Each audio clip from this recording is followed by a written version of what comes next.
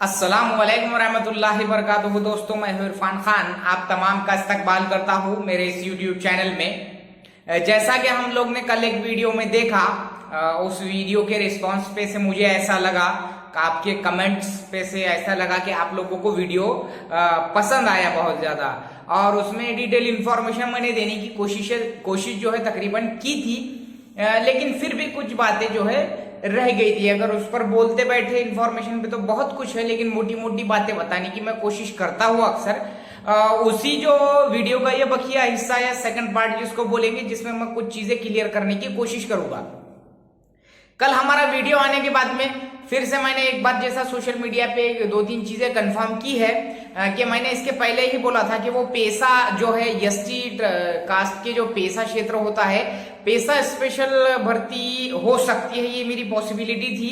उसके बाद में एक दो तीन मैसेजेस वायरल हुए जिसमें हमारे जो है शिक्षण आयुक्त जो है महाराष्ट्र राज्य के, इनको जो है पर्सनली मैसेज करके बच्चों ने पूछा है कि ये जो शिक्षक भर्ती जाहिर हुई है तो क्या ये सिर्फ पेशा क्षेत्र के लिए है या एसटी कास्ट के लिए है सिर्फ, या कॉमन फॉर ऑल है। तो उनका जो रिप्लाई आया हमारे जो शिक्षण आयुक्त साहब महाराष्ट्र राज्य का, कि ये कॉमन है, ये सबके लिए है, टेट ये शिक्षक भर्ती की जो परीक्षा है। तो अब ये बात हमको कंफर्म हो चुकी है कि ये भर्ती सबके लिए कॉमन है, ऐसा उस रिप्लाई पे से पता चल रहा है। अदरवाइज दूसरे सोर्सेस से भी जो है पता चलेगा आगे, और अभी सिर्फ पत्र आया है और आगे आगे जो है इसकी टोटल इंफॉर्मेशन आएंगी। अब जो आज की जो खास बात है, इसमें जो ये खास बात थी कि ये जो है भर्ती सबके लिए कॉमन है, लेकिन अगर मैं आपको इसकी ये भर्ती की जो है पवित्र पोर्टल शिक्षक भर्ती की एक अजीबोगरीब बात बताने की खासकर कोशिश करूंगा कि ये ऐसी भर्ती है, आपने अगर दूसरी जो कोई भी गवर्नमेंट के एग्जाम या भर्तियां देखी होगी, उसमें जनरली पहले एडवर्टाइजमेंट आती है और बाद में परीक्षा होती है या एग्जाम होता है। यहां थोड़ा उल्टा हिसाब है। 2017 में भी आनंद फानंद में एक एडवर्टाइजमेंट सिर्फ इस बात की आई थी कि आपको टैट देना है, अभियोग्यता चाचनी देना है, अदरवाइज जो है वहां पर जगह वैकेंसी वगैरह बताई नहीं गई थी। बहुत अजीबोगरीब मामला था वो। अगर आपका पाला कभी पड़ा होगा दूसरे एडवर्टाइजमेंट से, दूसरे एग्जाम से, जनरली हमारे बच्चे उससे अटैच नहीं होते, लेकिन जो भी अटैच होगा उनको मालूम होगा पहले कोई भी चीज की कास्ट वाइज जो है जगह आ जाती है हर कास्ट की, और फिर उसके एग्जाम होकर फिर सिलेक्शन होता है। यहाँ पर अभी भी ऐसा है कि अभियोग्यता चाचनी जाहिर हुई है, लेकिन कहां पर कितनी वैकेंसी, कौन से मीडियम की और कौन से कास्ट की वैकेंसी अभी तक पता नहीं चला है।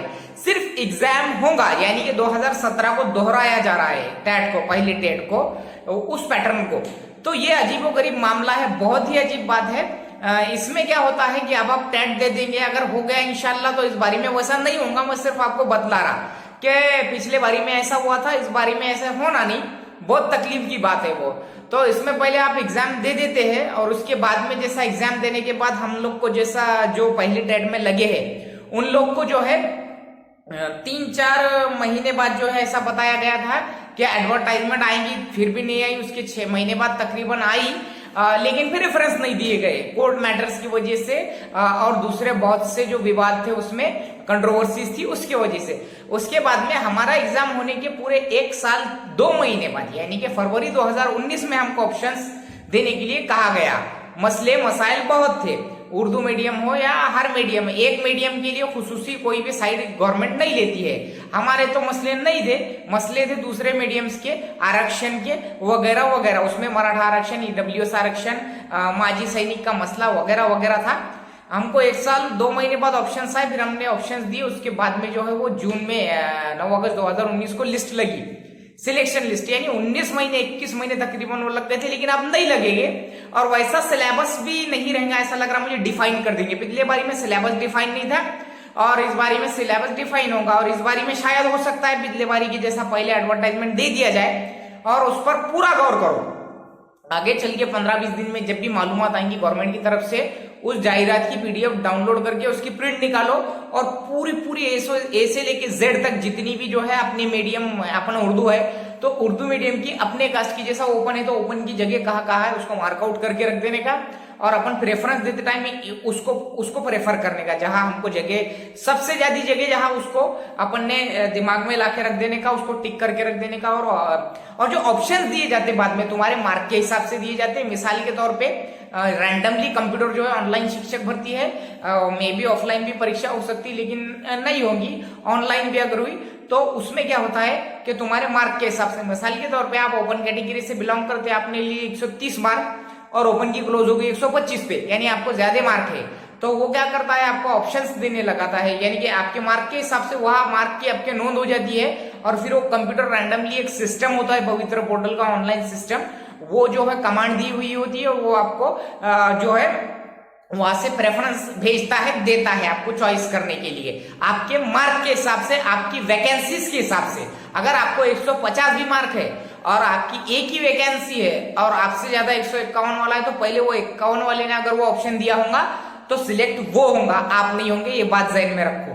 यानी कि आपका मेरिट भी आना जरूरी है और आपकी वैकेंसीज भी आना जरूरी है। ऐसा नहीं है कि आपने 150 ले लिए और आपकी वैकेंसी 3 है और 151 के ऊपर वाले 3 मिल गए तो आप 150 वालों को आपको नहीं लेंगे वो, ठीक है। तो ऑप्शंस ऐसे दिए जाते हैं। इसके अलावा जो है सिलेबस में, अगर वो सिलेबस जाहिर करे ना करे, अपना काम क्या है, अपने को 2-3 चीजें पक्की करना है, इंग्लिश ग्रामर, मराठी ग्रामर, इसके अलावा मैथमेटिक्स, ज़हनी आजमाइश वगैरह वगैरह। और इसके बाद में जो है पवित्र पोर्टल की जो है इसके 15 दिन में और इन्फॉर्मेशन आएंगी और वो मैं तो आपको पहुंचाऊंगा ही, लेकिन अगर पीडीएफ वगैरह आती है इन्फॉर्मेशन की तो मराठी नहीं समझती वगैरह, ये बातें अभी छोड़ो, उसको जो है समझने की कोशिश करो और पूरे उसके नियम पढ़ो। और मैंने पहले ही बोला साइंस मैथ्स वाला जो है टीईटी 2 सोशल साइंस से लेके पास होगा वो उसका सिलेक्शन रोक दिया जाएगा। अब के बार से जो टीईटी 2 सिर्फ पास है, सीटीटी 2 सिर्फ पास है, वो 1 से 5 पे बगैर टीईटी 1 के लग जाएगा। ये गलतफहमी दूर कर दो। 3 दिसंबर 2014 का जीआर रद्द हो चुका है। पहले 1 से 5 पे लगने के लिए पहला पेपर कंपलसरी है डीएड के साथ, दूसरा पेपर जरूरी है 6 से 8 पे लगने के लिए। 9वीं से 12वीं पे टीईटी होती नहीं है, सीटीटी होती नहीं है। 9वीं से 12वीं की उर्दू मीडियम की जगह आती नहीं है। इस बारी में देखते हैं क्या होता है। पिछले बारी में तो ना के बराबर थी, 1 से 2% थी। तो आज के ये वीडियो में इन शॉर्ट में मैंने बताने की ये कोशिश किया कि वो कंफर्मेशन हो चुका है कि हमारे लिए है वो फोकस करो सब्जेक्ट्स पे। 4वीं से लेकर तो 10वीं की किताबों के अंदर बहुत सारा मटेरियल है। तमाम उर्दू मीडियम के जितने भी मेरे ये MSc BEd, BSc BEd, MSc MEd वगैरह वगैरह उर्दू मीडियम के जो एस्पायरेंट्स दिख रहे हैं, तुम भाई लोग थोड़ा सीरियस लो। तुम लोग ऐसा समझते जैसा कि क्या है कि मतलब पहले ऐसा बोलते थे और बाद में जब वो टैट हुई तो तुम लोगों को थोड़ा वो अंदर से बेदारी पैदा हुई कि ये क्या है, इसमें फ्री में लगते बोल के। तो इतना भी जैसा गफलत में नहीं रहना। MSc BEd, MSc MEd, BSc BEd कुछ भी कर लो, गवर्नमेंट के सेक्टर में आने के बाद तुम्हारी वैल्यू बहुत ज्यादा बढ़ जाती। भले ही तुम्हारे प्राइवेट लाइफ में तुम्हारा कुछ भी हो, लेकिन इधर आने के बाद और तुम लोगों की वैकेंसीज उर्दू मीडियम में अच्छी खासी खाली है, लेकिन तुम लोगों को प्राइमरी पे आने के लिए टीईटी या सीटीईटी लगती है 6वीं से 8वीं पे आने के लिए। और 1ली से 5वीं पर भी तुम्हारा जो है सिलेक्शन बगैर डीएड के होने वाला है, लेकिन कुछ मसाइल चल रहे अपने स्टेट में। जैसा कि मैं आपको बताता चलूं कि DSSS जो दिल्ली की शिक्षक भर्ती है उसमें लागू हो गया। REET रीड जो राजस्थान की शिक्षक भर्ती होती है उसमें बीएड वालों को 1ली से 8वीं पे ले रहे हैं। इसके अलावा जो है मैं अगर बात करूं केंद्रीय विद्यालय में तो ऑलरेडी लेते हैं, नवोदय विद्यालय में, नवोदय में तो बीएड कंपलसरी ही होता है प्राइमरी के लिए। इसके अलावा जो है मैं अगर बात करूं उत्तर प्रदेश की भर्ती में भी तकरीबन शायद बीएड वालों को लेकिन जैसा सेंट्रल गवर्नमेंट में जो है चांस दे दिया गया है, सेंट्रल गवर्नमेंट की शिक्षक भर्ती केंद्रीय विद्यालय वगैरह में आपको 1 से 5, 6 से 8 पर चांस, लेकिन फिलहाल आपको स्टेट में 6 से 8 पर चांस है। सीटीटी या टीटी 2 आप रहते हैं, डीएड नहीं भी है तो उसके बाद एक ब्रिज कोर्स करना पड़ता। अब यहाँ कंफ्यूजन होने की बात ये नहीं है कि पूरे भारत का, हमारे पूरे भारत का जो है जो शिक्षण जो चलता है, जो तालीम जो चलती है, तालीम और ताल्लुम जो चलता है पूरे भारत में, वो चलता है एनसीटीई के और एनईपी के रूल के हिसाब से, जिसको हम एजुकेशन पॉलिसी कहते हैं। और एनईपी 2020 अभी लागू हुई है। तो एनईपी और एनसीटीई जो है ये सीबीएसई वगैरह ये तमाम जो है ये चीजें हैं, ये ऑल ओवर द इंडिया में शिक्षण को जो है या तालीम को जो है, एजुकेशन को जो है, सिस्टम को चलाते हैं वो पूरी तरीके से। तो भारत के कानून के हिसाब से पूरे भारत में ही एनसीटीई जो है ये करिकुलम, निसाब, एग्जाम वगैरह तय करके दे देता है और स्टेट को उसका अधिकार देता है। अब वो स्टेट ने उसके अधिकार का इस्तेमाल पिछले बारी में करके जो शिक्षक भर्ती किया था, अब वो चांसेस बहुत कम है। अब एनसीटीई के हिसाब से ये शिक्षक भर्ती होंगी। यानी कि बीएड वालों को प्राइमरी पे चांस दे दिया जाएगा वगैरह वगैरह जो भी होगा। टीईटी 2 फर्स्ट टू फिफ्थ के लिए नहीं चलेगा, सिर्फ पहली टीईटी का निकालना पड़ेगी। सीटीईटी तो ऑलरेडी चलता, ज्यादा कंफ्यूज मत हो। सीटीईटी जो है ये शिक्षक भर्ती के लिए लागू है, ज्यादा दिमाग पे जोर नहीं देने का इस बात पे कि सीटीईटी चलेगी कि नहीं। तो सीटीईटी 14 नवंबर 2017 के शुद्धि पत्रक महाराष्ट्र गवर्नमेंट शिक्षण विभाग के हिसाब से एलिजिबल है। 2017 के पहली टेट भर्ती में कई ऐसे बच्चे जो सीटीईटी पे सिलेक्ट हुए हैं, Urdu medium, Marathi medium, Hindi medium, 10 medium हमारे महाराष्ट्र में चलते हैं। समझिए आप, 10 मीडियम, कितनी कमाल की बात है। हमारा महाराष्ट्र स्टेट 10 मीडियम को चलाता है और उसके एग्जाम कंडक्ट करता है। मामूली बात नहीं है 10 से 12 मीडियम चलाना बोले बात।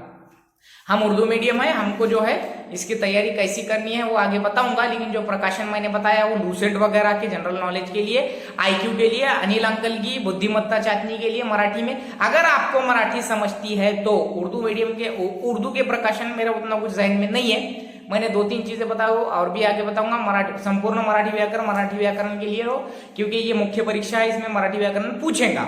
इंग्लिश भी पूछता, उर्दू भी पूछता, थोड़ा बहुत सभी पूछता है, जनरल नॉलेज भी पूछता है। वैसे आपको आज का वीडियो कैसा लगा जरूर मुझे कमेंट बॉक्स में बताओ। ऐसे ही वीडियो इंशाल्लाह आगे रेगुलर अपलोड होते जाएंगे और अपना चैनल भी टेलीग्राम वगैरह पे बनाने की कोशिश की जाएगी।